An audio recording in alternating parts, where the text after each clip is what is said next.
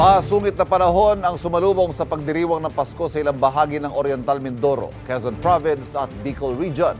Gaya sa Del Gallego, Camarines Sur kung saan na-trap sa baha ang ilang residente.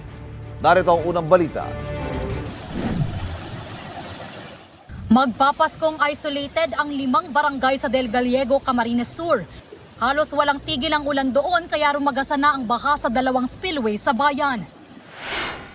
Inabutan din ng baha ang ilang lugar sa Lupi.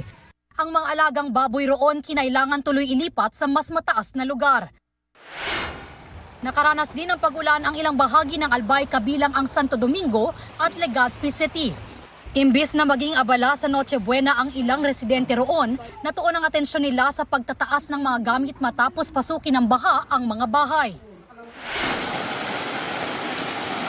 Nagmistulang ilog naman ang kalyeng yan sa Atimonan, Quezon dahil sa pag-agos ng baha. Pati mga bahay, pinasok din ng tubig. Sa bayan ng Perez, hindi madaanan ang spillway dahil sa pag-apaw ng tubig. Ilang residente roon ang kinailangang i-rescue nitong bisperas ng Pasko. Saglit ding nakaranas ng pagbaha ang ilang kalye sa bayan naman ng Lopez. Ang ilang lugar sa Baco Oriental Mindoro, lubog din sa baha dulot ng ilang araw na pag-ulan. Posibleng abutan na raw ng 2025 ang pagbaha, kaya nagdeklara na ng state of calamity ang LGU. Namahagi na ng tulong ang lokal na pamahalaan at DSWD sa mga apektadong residente. Ito ang unang balita. Bea Penlac para sa GMA Integrated News.